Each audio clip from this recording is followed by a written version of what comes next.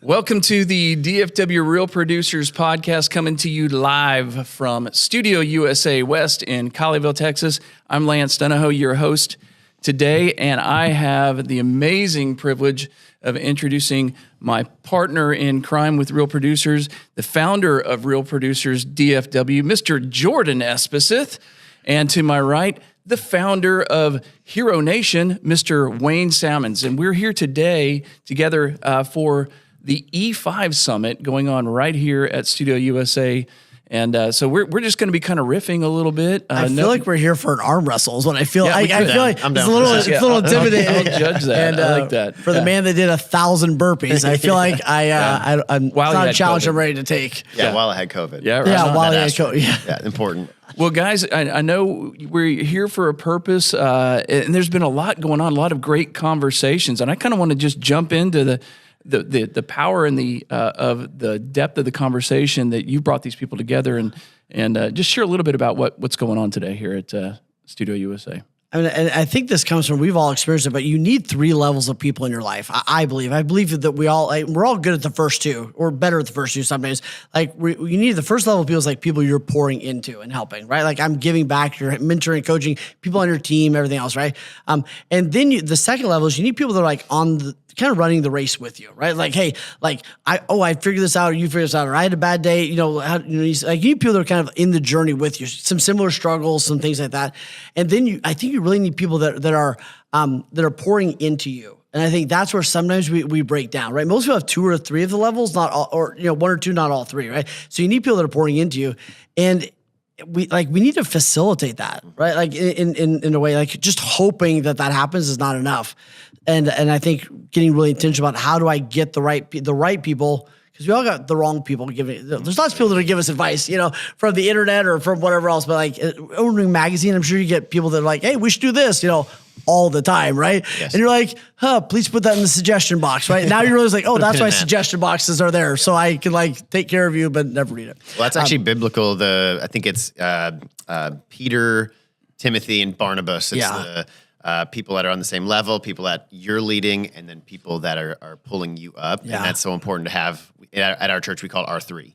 Oh, wow. R3. Very cool. Yeah.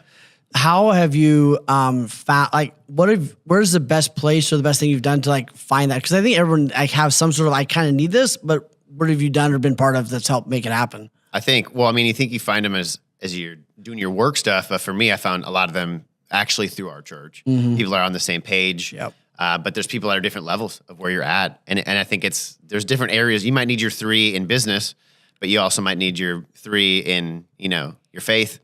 And so I think there's different areas where you might need that. So yeah.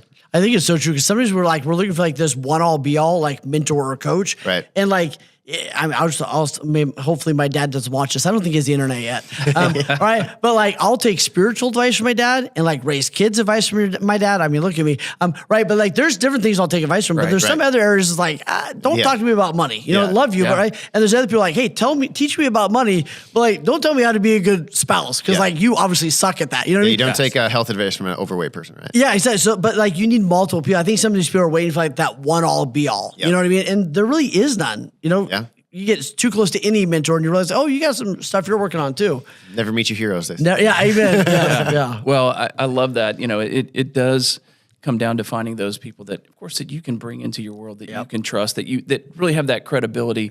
We were talking the other day. Our producer, Miranda, we were talking about taking advice from family that maybe isn't the best advice when they don't have the best track record, and it's those people in your inner circle that, and it is tough. It is tough because we got to give people grace. No, we're all human, but at the same time, I love what you've brought today to this conference, just for the sake that everybody seems to have opened up very quickly, and it's gotten deep fast, just like this conversation. Like we have just jumped right in talking about subjects, everything from marriage to our businesses to our health, but really the personal side of that.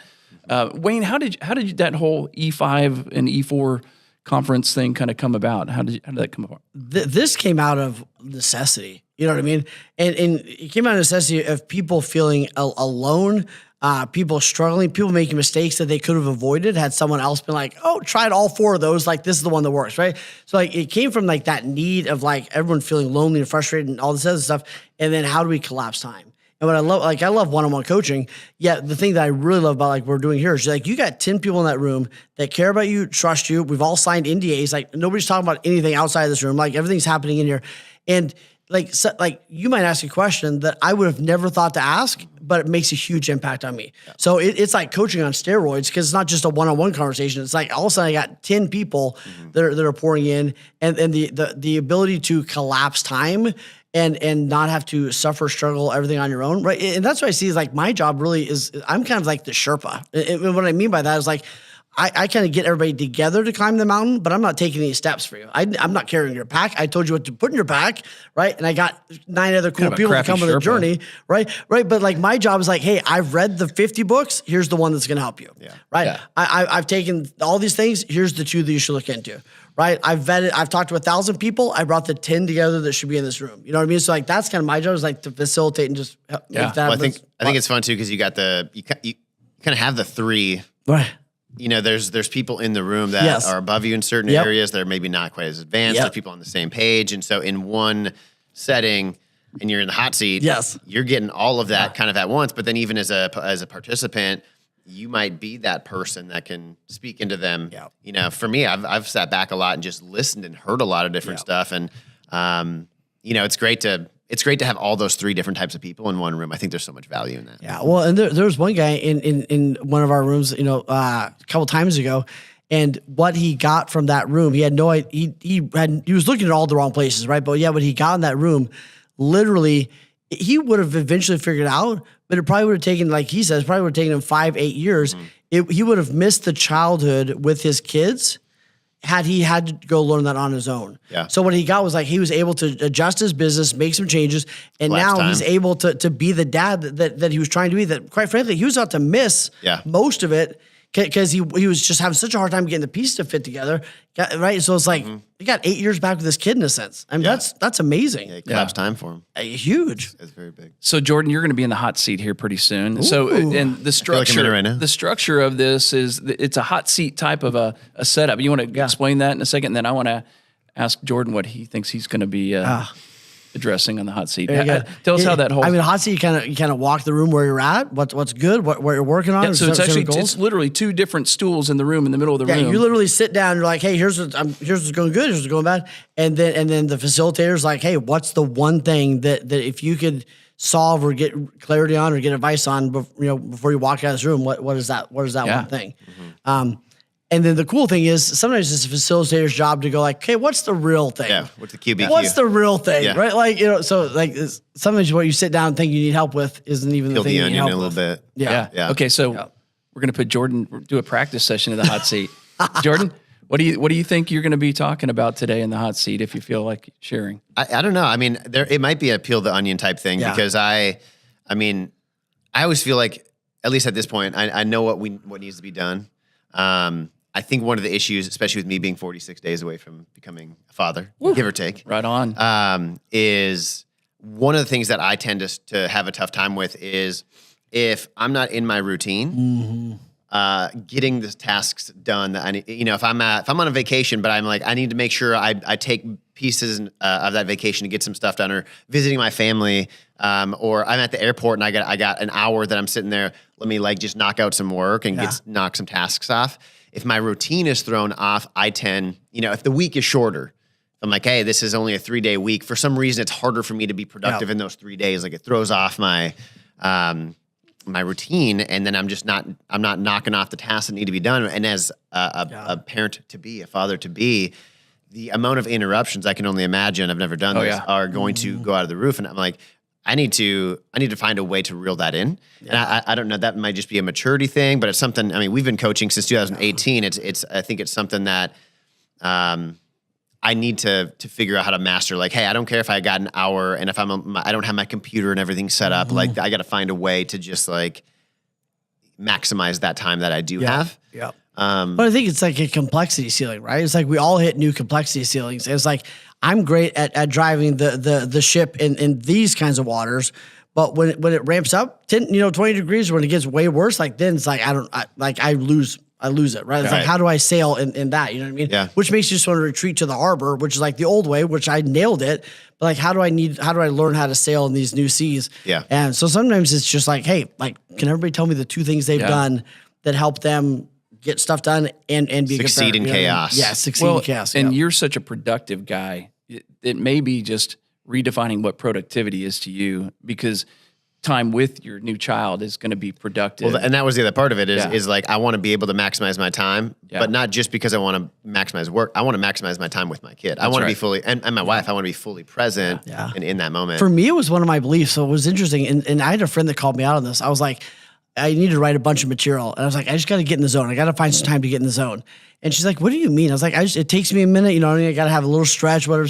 And she's like, BS. Like, she's like, if I came to you with an issue, you could get in the coach zone in a second.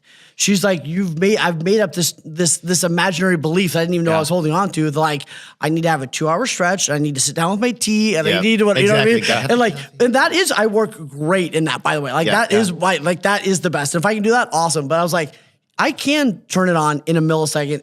But it was like a mindset shift for me, you know what I mean? And but it was like I can't get in the zone really, really fast. But it was like there was a belief there that I couldn't. Right. That was like totally messing me up for years. Whether you believe you can, 100%. you can't. You're right. 100%. I think Ford. George Washington said that. That's right. Yeah. Oh, It was or Abraham Eleanor Lincoln. Roosevelt. Yeah, exactly. It was Wayne Salmon said. That's why it sounds so It's my unborn son. And it's interesting, just like these routines that we've kind of all trained ourselves. We've had to become productive, and we've had to build our routines. I just had to go through a whole reboot of that because I was such a morning routine guy. I did my RPMs, my read, pray, meditate, stretch, workout, morning. and I would have this great morning. When I got into a work mode and the pendulum kind of swung out, and I was just like, I wanted to get up and work. I felt so bad about myself that I wasn't taking care of myself, that it actually had a compound effect on me negatively for just the stress and everything else, until I said, you know what, I can actually move that to the afternoon. And I just started doing a workout version or in an afternoon meditation and a stretch and stuff. And actually I come home with more energy, I'm more engaged. And so it's you'll find these ways to adapt in different seasons as well. But I will say for Jordan, with a child and with everything else that I know you're so intentional about, building in a lot of margin. It may be not doing as many things because you can't do it all. There will be things that you're going to have to reel back, because otherwise you're just going to feel overwhelmed. Well, as long as I get my 8 hours. Yeah, You know, you're not going to I'm get 8 hours.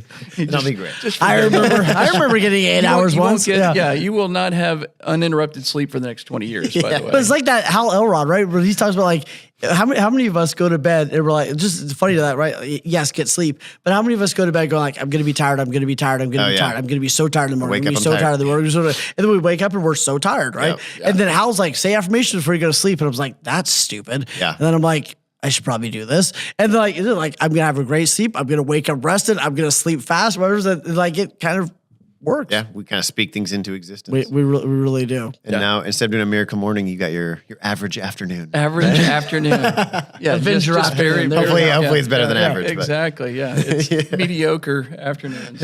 But hopefully it'll start showing up. Your here. excellent Okay, evenings. so tell me what you both are looking forward to. We're about to wrap up 2024. It's the middle of November or beginning of November.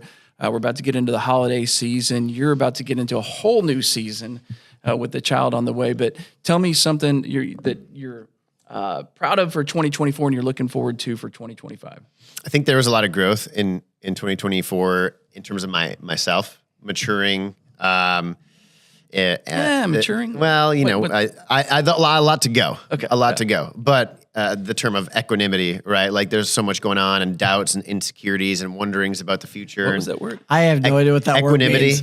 I'm It's glad serious. you said something. I'm like, small words. It's like peace in the chaos, right? Having like being level, no matter if things are really, really great or really, really low and tough, and it's like being right here through all of it.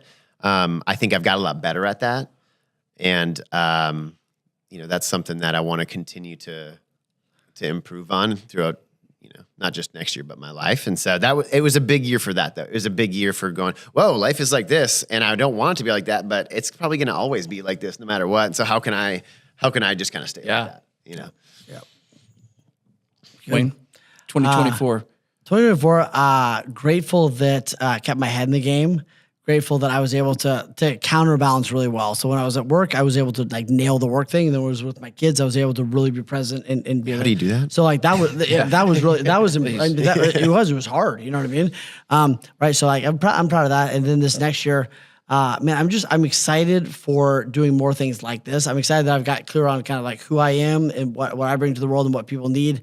And man, I think we're just I'm excited that I get to continue to be the bringer together, the connector, the Sherpa, the bucket, whatever you want to call it. And it's gonna be a good year. Right on. My Sherpa. Well, guys, this was just a rapid fire edition of the DFW Real Producers Podcast. We sometimes go rogue here. We sneak the car out and RP Rapid Podcast. That's right. Oh, I like that. Yeah, but thanks so much for you guys are for amazing. showing up. We're here every Tuesday, 10 o'clock, same bat time, same bat channel. We'll see you next time on the DFW Real Producers.